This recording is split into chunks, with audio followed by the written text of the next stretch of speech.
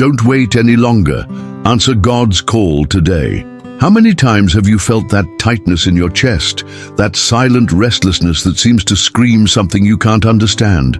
Perhaps you're waiting for a clear sign, an audible voice, or a perfect moment to take a step of faith. But what if I told you that God's call is already echoing in your life, and the silence you feel could be His voice? Many believe that God only calls great leaders or extremely spiritual people, but the truth is different. God chooses the ordinary to achieve the extraordinary, and perhaps you are the chosen one right now. In this video, you'll discover how the difficulties you face today may not be obstacles, but instruments for your spiritual transformation. You'll understand why God's silence doesn't mean absence, but preparation. And most importantly, you'll learn to recognize when God is calling you, and why. If you feel like your faith is stagnant, wondering where God is or what your life's purpose is, this message is for you. And look, don't wait any longer. Today could be the beginning of your greatest transformation. So subscribe to the channel, turn on notifications, and share this message with someone who needs to hear it. Don't let God's calling go unnoticed in your life. God's silence is often the preparation of your soul for something greater. Comment this sentence below to seal your commitment to God's action in your life. Writing it is more than just an action. It's a public declaration that you're ready to listen and obey. Divine calling and spiritual sensitivity. We often expect God to speak to us clearly, almost as if an audible voice were breaking through the heavens.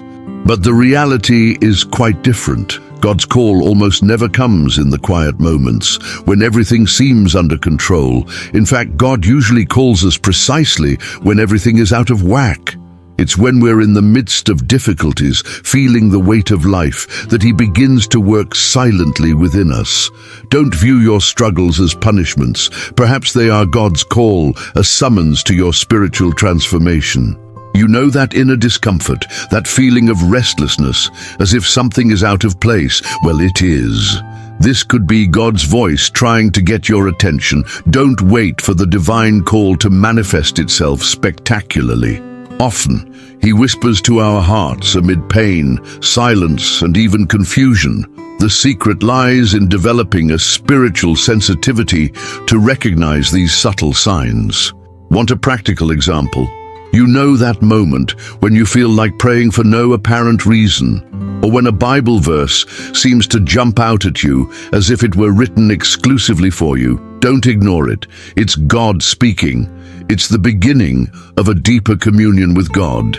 And here's the bottom line. God doesn't call those who are perfectly prepared. He calls those willing to listen, even in the midst of uncertainty. Many fail to act in faith because they wait for a great sign or a more convenient moment. But God doesn't choose convenient moments. He calls when He knows your soul needs to be molded. So, when you feel discomfort, ask yourself, isn't this the voice of God summoning you to a new era? The divine call is not an invitation to remain where you are, but a summons to walk toward spiritual transformation. Communicating with God through silence. Many people imagine that communication with God happens in spectacular moments, in great manifestations, but the truth is that God usually speaks more in silence than in noise. It is in silence that the human heart can hear what the world tries to muffle. And perhaps you've experienced this, that moment when everything seems silent, but something inside you pulses, almost like a divine whisper. This is the moment when God speaks. But there's a problem. Today, we live in a rush, always busy with 1,000 tasks and worries. When was the last time you truly slowed down? When did you stop to listen and not just ask? If we want to hear God's voice, we need to create these moments of pause. Don't wait for God to shout to be heard. He prefers to speak in the silence of your soul. A fundamental practice for this communication is daily Bible reading. Not as a religious obligation, but as an intimate conversation. The Bible is more than a book. It's a personal letter from God to you. Choose a fixed time. It could be early in the morning before the world begins to demand your attention, or at night when everything is quiet. Read slowly, reflecting on each verse, and ask, Lord, what do you want to tell me today? It is through this simple habit that you will strengthen your communion with God. Create a conducive environment. Turn off your cell phone, sit in a quiet place, and allow the silence to become a space where God can speak. Often, it won't be an immediate response, but a daily process of learning and spiritual growth. God speaks, but are you willing to listen? The uniqueness of God's calling. There's a common mistake many make, thinking that God only calls the perfect. It's as if heaven is waiting for you to organize your entire life, correct your mistakes, and become worthy before the divine call arrives. The truth is completely opposite. God doesn't call the capable, He equips the called. He's not looking for your perfection, just your willingness. You don't need to be a prayer expert, a Bible scholar, or someone with unshakable faith. What God seeks is a heart that says, "Here I am, send me." Remember, the Bible is full of examples of ordinary people chosen for extraordinary tasks. Fishermen, tax collectors, shepherds, simple people who decided to act in faith. So why do you think you're useless? Who said your past or limitations prevent God from working through you? Another essential point: God's calling is personal and non-transferable. What He wants to do in you and through you, no one else can accomplish. Therefore, don't procrastinate. Don't wait for the ideal moment or to feel fully prepared. Action must be immediate. God works with those who say yes, even in the midst of confusion, even when they still harbor doubts and fears. Every day you postpone your response, you miss opportunities for spiritual transformation. God's call is like an open door. Those who hesitate may find it closed. Your communion with God is strengthened in the moment of decision, not hesitation. The calling is unique, and the question is simple. Are you willing to say yes? Listen with the heart.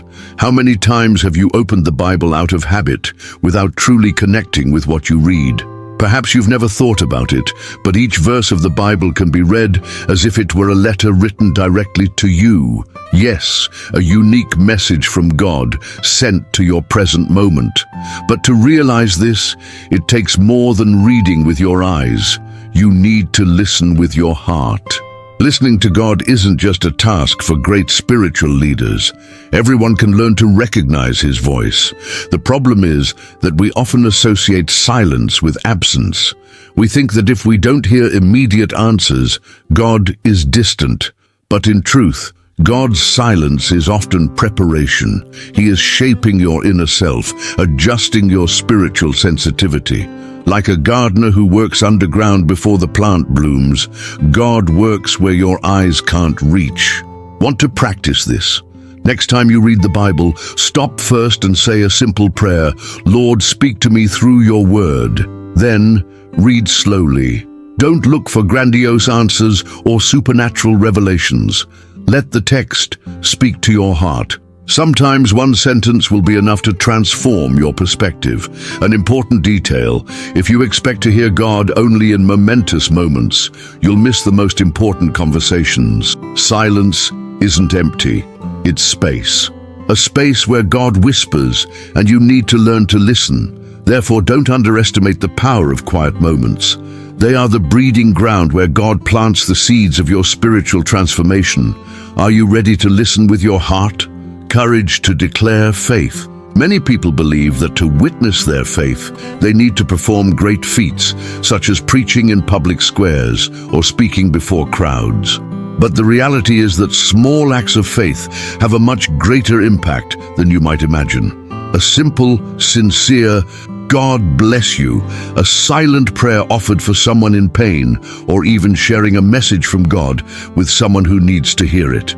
All these are ways to act with faith and be a light wherever you are. The world needs people who have the courage to show their faith, not as a banner of superiority, but as a living testimony of spiritual transformation. Every time you decide not to remain silent about your walk with God, even in simple conversations, you're planting seeds. And seeds, as we know, grow even when we don't see them. Want an example? The next time someone tells you about a problem, instead of saying it'll work out, say, I'll pray for you, and really pray. It may seem small, but this action could be the first step toward that person's search for communion with God. You never know when a simple gesture will be the turning point in someone's life. Declaring your faith is acting with courage, even when your own faith seems small. God honors every step, no matter how small. This is how He transforms lives, through ordinary people, performing simple gestures, but filled with true faith. So don't be afraid to speak out. Your story, your struggles, and even your doubts can inspire others. And when you act, God acts with you.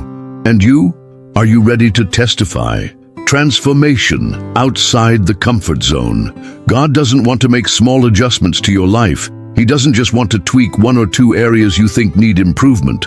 God's purpose has always been one: complete transformation.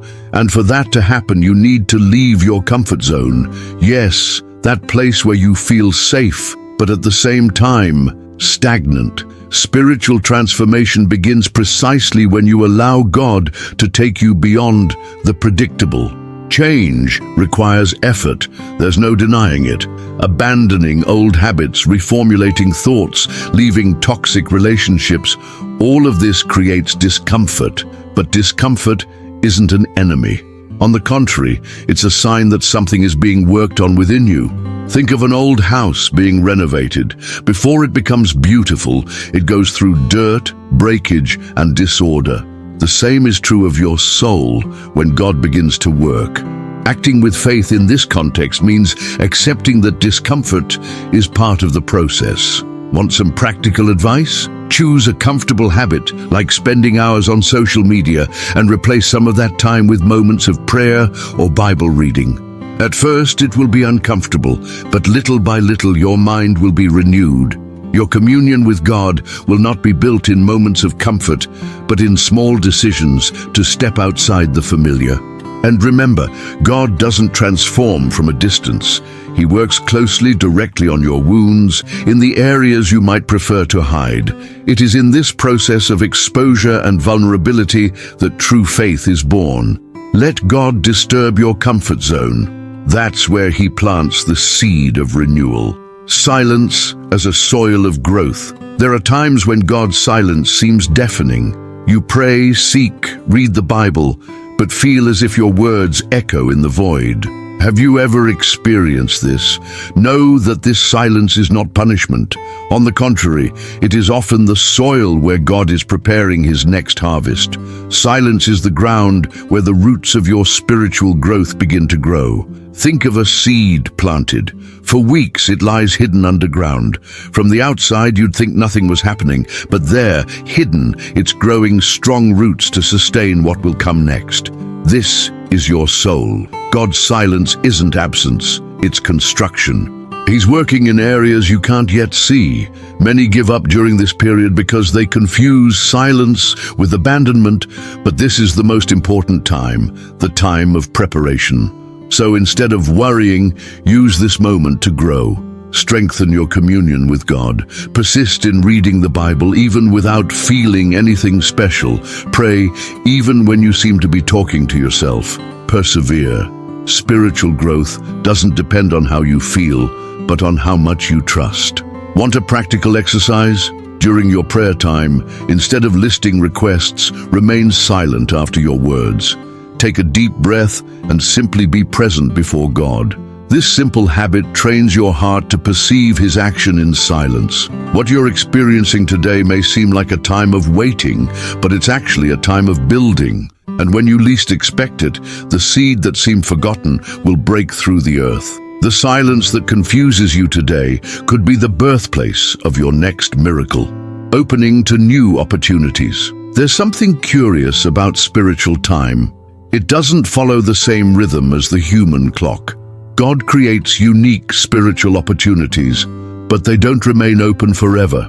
Every call, every direction, every subtle touch of God's voice carries with it an invisible deadline. It's not that He imposes haste, but He knows how much we can waste when we postpone responses that should be immediate. Have you ever felt like the right time to act but hesitated? Have you considered starting to pray more, dedicating yourself to reading the Bible, or even talking about God to someone, but ended up putting it off? The problem is that these spiritual opportunities are time-sensitive. Not because God is impatient, but because life moves on, and you might miss the moment precisely prepared for your spiritual transformation. Look at your routine today. How many opportunities has God placed before you? An unexpected invitation to a prayer meeting, that impulse to help someone in need, a verse that seemed written for you. All of these can be called God. But have you noticed? A practical suggestion. Every morning when you wake up, pray, Lord, show me today the spiritual opportunities I'm missing. It seems simple, but this prayer opens your eyes to God's work in your daily life. Small doors can hide great miracles. Spiritual time is a precious resource. Every moment lost can mean one less step on your journey of spiritual growth. So be attentive. Be sensitive. The opportunity you ignore today could be the answer you prayed for yesterday. What about you? Are you really willing to not waste? Decision, the beginning of transformation. You know that moment when everything seems to point to change, but you hesitate? The truth is, your choices shape your life. It's not intentions or unfulfilled desires. It's the decision that triggers spiritual transformation. Waiting for the ideal moment is a trap. If you wait for absolute certainty before acting, you may never take the first step.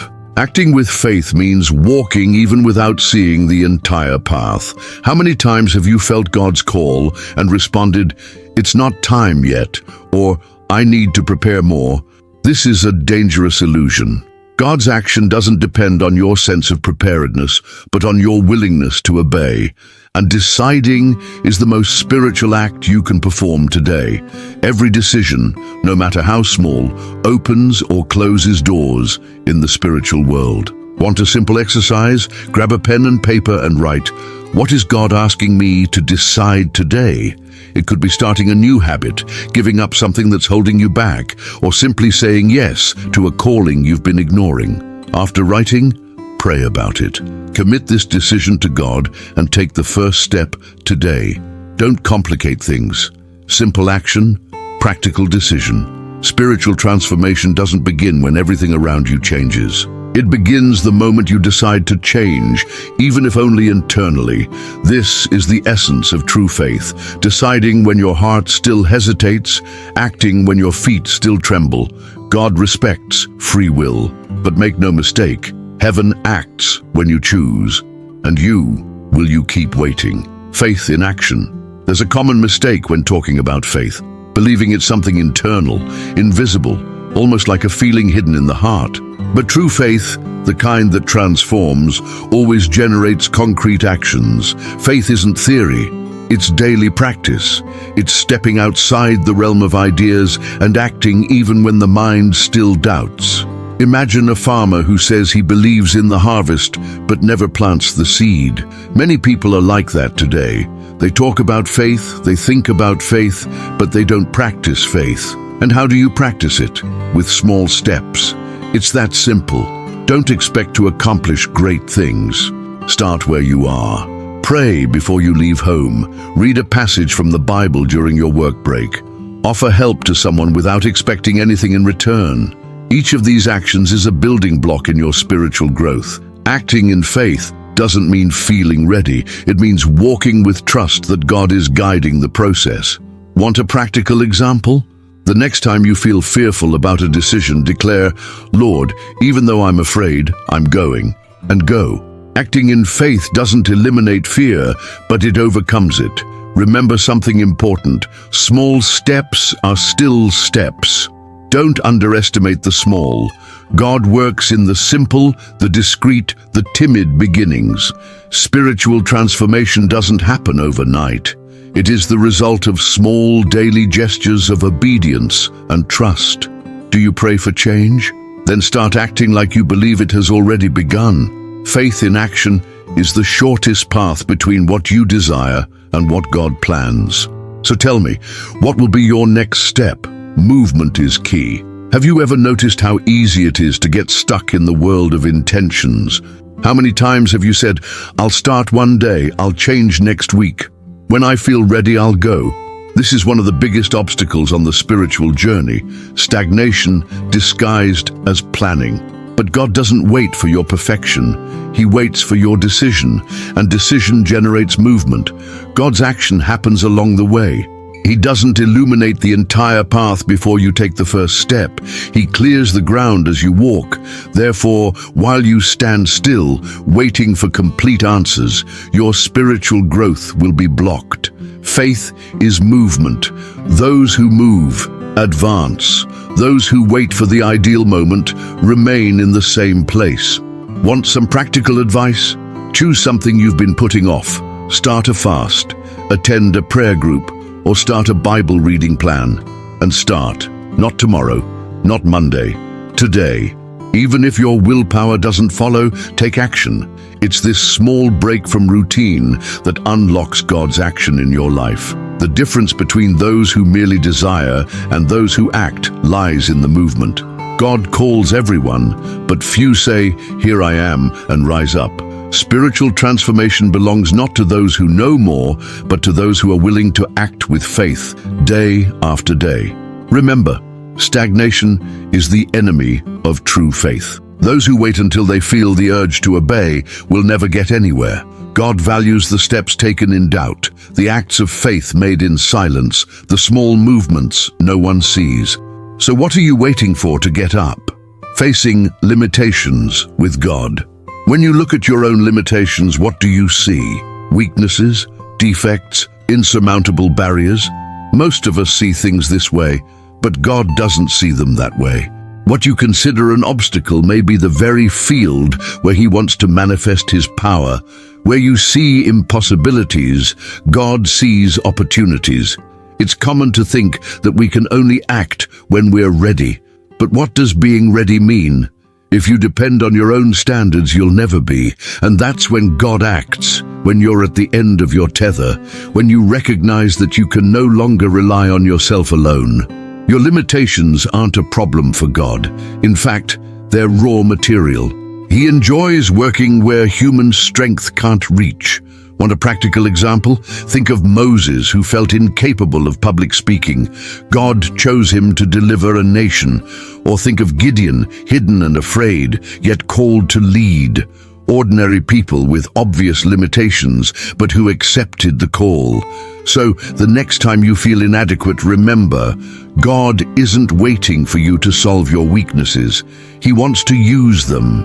When you present yourself to God just as you are, He transforms you.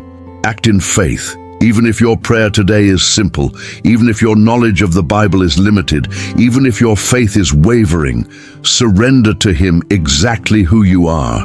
If you feel like you've reached your limit, great. It's the ideal environment for God to begin. The impossible for you is His natural field of action. Do you believe that God can act even through your weaknesses? The power of faith and transformation. Many people believe that God only acts when someone is spiritually strong, as if it were necessary to attain a high level of holiness to deserve divine attention. But this idea couldn't be further from the truth. God works with willing hearts, not with perfect lives. He transforms precisely those who acknowledge their weaknesses, because He knows that a humble heart is fertile ground for true spiritual transformation. When you surrender your limitations to God, He doesn't just strengthen you, He transforms those limitations into tools. Have you ever noticed how some of your greatest pains end up becoming your greatest lessons? That situation you thought had destroyed you was actually used to shape you. God works like this. He transforms weaknesses into strengths and fears into testimonies. Want a concrete example? Think of Peter, who denied Jesus 3 times. After this shameful failure, God didn't discard him. On the contrary, He used Peter as the leader of the early church. Why? Because Peter surrendered himself. He allowed the wound to be healed, not hidden. And that is the invitation for you today. Don't hide your weaknesses. Lay them before God. In prayer, say, Lord, use even what I consider flawed. He doesn't seek perfection, but sincerity. Don't resist the process of spiritual transformation, hoping to be someone better to begin with. Start now exactly as you are. God uses imperfect people to accomplish perfect works. Are you willing to leave your weakness in the right hands? Transforming pain into beauty. Perhaps one of the biggest lies you've ever believed is that your pain was in vain. That what you suffered, the losses, the disappointments, and the wounds you carry in your heart were just sad chapters in a meaningless story. But God sees differently. He doesn't waste pain. Everything that hurt you can become material for spiritual transformation. Your wounds, in God's hands, become scars that bear witness to healing. You know that situation you don't even like to remember. God can use it to speak to others. Your story matters. Your struggle wasn't invisible to His eyes. And the most interesting thing, what you consider a weakness today could be the very path God will reach through you. Want a practical example?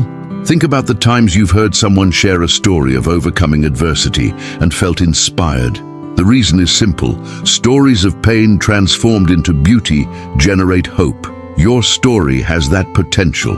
But for that to happen, you need to allow God to access those wounded areas. Stop hiding them from yourself and especially from God. In prayer, be honest. Tell Him, here is my pain. Use it as you will. This is the turning point. It's not about pretending it doesn't hurt, but about allowing the Holy Spirit to transform what seemed lost. Your pain won't go to waste. It will be used for something much greater than you can imagine. Now answer this. Will you continue to hide your scars, or will you allow God to turn them into a message of healing? Time for reflection and action. Have you ever noticed how easy it is to feel inspired and yet do nothing? How many messages have you heard? How many verses have you read? How many prayers have you participated in and yet still felt like your life was the same? The reason is simple. Inspiration without action doesn't generate transformation. What God is doing in you is real and personal, but it requires a practical response. It's time to reflect, yes, but also to act.